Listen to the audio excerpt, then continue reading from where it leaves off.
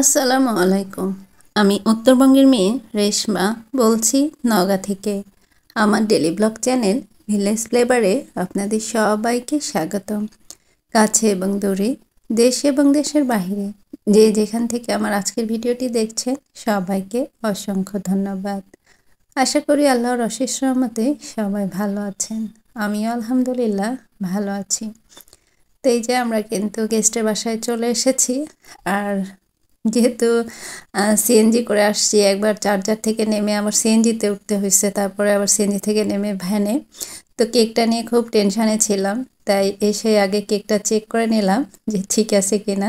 না, আলহামদুলিল্লাহ কেকটা ঠিকই ছিল। তো একটা বার্থডে প্রোগ্রামের কিন্তু মেন আকর্ষণই থাকে কেক, তো সেটা যদি নষ্ট হয়ে যেত তাহলে কিন্তু খুব খারাপ লাগতো। তো যাই হোক, সেটা সেফলি নিয়ে এসেছি। তো আমার শাশুড়ি, আমার ভাগ্নি আর আমার ছোট ভাবির সাথে ভালো মন্দ জিজ্ঞেস করছিল। তারপরে আমি এখন যেহেতু গেস্ট আসেনি সেরকম, আমি বাসাটা একটু ঘুরে ঘুরে আপনাদের দেখাচ্ছিলাম।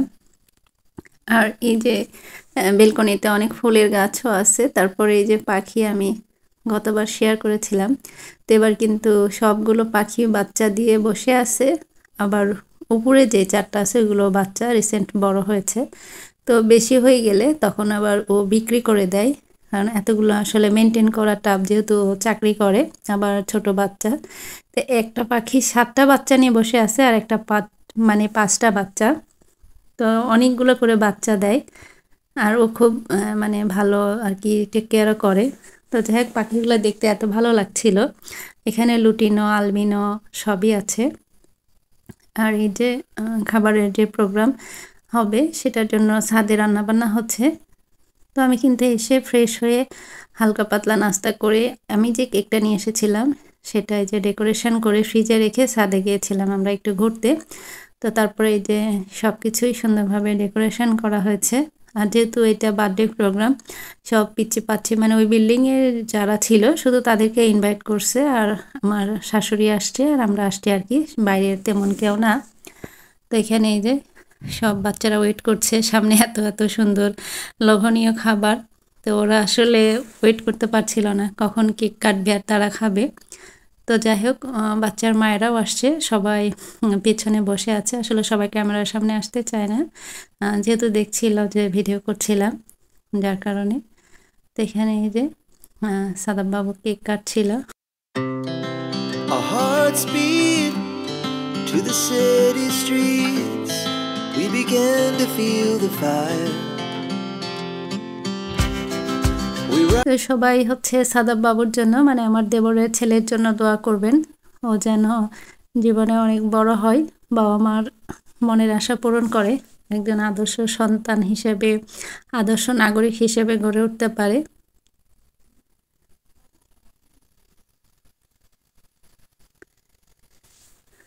তো তো ছোট, আসলে এত কিছু বুঝতে পারছিল না, যার কারণে আমার দেবরই সব বাচ্চাদেরকে একটু একটু করে কেক খাইয়ে দিচ্ছিল।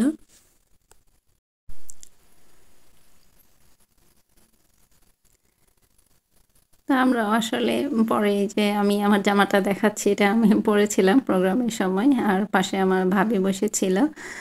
তো এটা আমার ভাগ্নি, আসলে এই জামাটা পরে কেমন লাগছে সেটা একটু আপনাদের সাথে শেয়ার করছিলাম, যার কারণে এখানে একটু শ্যুট করা হয়েছে। তো তারপরে ছাদে আসলে রান্নাবান্না হচ্ছিল, যেহেতু সব বাচ্চারাও বিরক্ত করছিল, তাই ছাদে আমরা সবাই চলে যাই। সেখানে বাচ্চারা খেলাধুলা করছিল আর আমরা বড়রা গল্প করছিলাম। তো তারপরে কিছুক্ষণ পরেই কিন্তু খাবার খেতে দেয়। তো যেহেতু একটু বেশি মানুষ ছিল, তো সবাই বলল যে ছাদেই খেতে ভালো হবে। তারপরে এখানে ছাদেই সবাই পাটি বিছিয়ে এভাবে চারপাশে গোল করে বসে খাওয়া হচ্ছিল। তো বেশ ভালোই মজা হয়েছে আর কি, সবাই মিলে বেশ উপভোগ করলাম। তো তারপরে এই যে একটু বার্থডে গিফট কী কী পাইছে সেটাই খোলা হচ্ছিল। যদিও ম্যাক্সিমাম যারা সবাই টাকা দিয়েছে, দাদি নানি, আবার গেস্ট যারা আছে তারা 2-1জন গিফট দিয়েছে, আবার কেউ টাকা দিয়েছে। তো যাই হোক, বাচ্চাদের বার্থডেতে বাচ্চাদেরই গিফট পাবে, খেলনা পেয়েছে।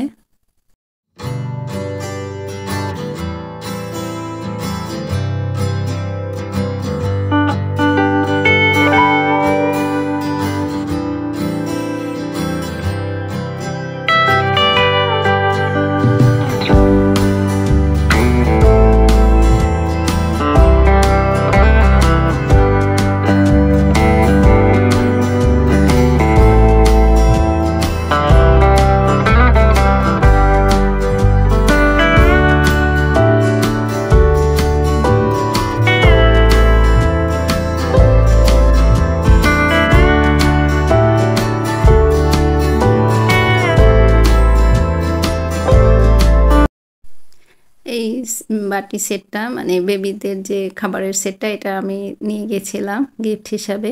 তো এটা কেমন হয়েছে অবশ্যই কমেন্ট করে জানাবেন। তো সেদিন আর কোনো ক্লিপ নেওয়া হয়নি, অনেক টায়ার্ড হয়ে গিয়েছিলাম। তো এটা পরের দিন সকালে একদম বাড়ির পাশেই নদী, ছাদ থেকে দেখা যায়। গতবার আমি দেখিয়েছিলাম। আমরা সবাই মিলে নদীর ধারে আর কি হাঁটতে আসলাম। তো শীতের কুয়াশা ঘেরা সকালে এভাবে নদীর পাড়ে হাঁটতে কিন্তু বেশ ভালো লাগছিল। তারপরে আমরা হাঁটতে হাঁটতে বেশ অনেকটাই চলে যাই এবং মাছ ধরছিল। তো একপাশে ব্লক করা ছিল, সেই পাশে সিঁড়ি দেওয়া ছিল, সেই সিঁড়ি দিয়ে আমরা নিচে নামি এবং ওইখানে ছবি টবি উঠাই। তারপরে আসলে বাসায় আসি আর কি, এসে সকালে নাস্তা করি। তারপরে আমরা যাব আমার জায়ের মায়ের বাসায়। তো ওখানে যাওয়ার উদ্দেশ্য হচ্ছে ওখানে একটা রাজবাড়ি আছে, সেই রাজবাড়িটা দেখার জন্য। তো রাজবাড়িটা অনেক সুন্দর, মাটির দোতলা বাসা, সেটা অনেক সুন্দর করে এখন আর কি রেনোভেশন করে তারপরে এখন একটা দর্শনীয় স্থানের মতো হয়ে গেছে, সেখানেই যাব মূলত। তো এখানেই যে আমরা নদীর পাড় থেকে এসে সকালে নাস্তা করছিলাম।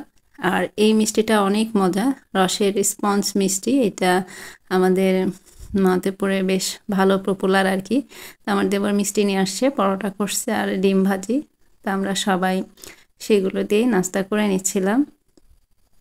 আর যেখানে 3টা বাচ্চা একসাথে হয় সেখানে তো দুষ্টুমির আসলে কোনো শেষ থাকে না, অনেক দুষ্টুমি করছিল। আমরা আসলে ওদের ম্যানেজ করতে হিমশিম খেয়ে যাচ্ছিলাম, আবার অনেক হাসিও পাচ্ছিল ওদের এসব কর্মকাণ্ড কথাবার্তা শুনে। তো যাই হোক, নাস্তা করতে করতে আমি সেই পুরোনো রিকোয়েস্টটাই কিন্তু এখনও করে নিই, সেটাই করে নিচ্ছি। আমার ভিডিও এখন পর্যন্ত যারা দেখছেন একটি লাইক দিতে ভুলে গিয়েছেন, প্লিজ একটি লাইক দিয়ে পুরো ভিডিওটি কন্টিনিউ করবেন। আর যারা অলরেডি আমার চ্যানেলটি সাবস্ক্রাইব করে আমার ভিডিওতে লাইক কমেন্ট করে আমাকে সাপোর্ট করে যাচ্ছেন তাদেরকে অসংখ্য অসংখ্য ধন্যবাদ। আর যারা এখনও করেননি তাদের প্রতি আশা রাখছি আমার ভিডিওর কোথাও কোনো অংশ যদি ভালো লেগে যায় তাহলে আমার চ্যানেলটি সাবস্ক্রাইব করে আমার পাশেই থেকে যাবেন। তো তারপরে কিন্তু আমরা নাস্তা করে রেডি হয়ে বের হয়ে গেছি যে আমার জায়ের মায়ের বাসার উদ্দেশ্যে।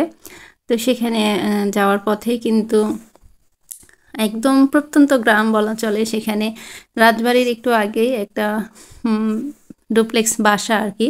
বাসাটা এত সুন্দর, তো ওদের পরিচিত, তাই বাসাটা আমরা দেখতে গিয়েছিলাম। তো বাসাটা দেখতে একদম অনেক সুন্দর, একদমই আধুনিকভাবে করা। তো আপনাদের সাথেও শেয়ার করলাম, আশা করি ভালো লাগবে। আর ভিডিওর এই পর্যায়ে আমি বিদায় নিয়ে নিচ্ছি।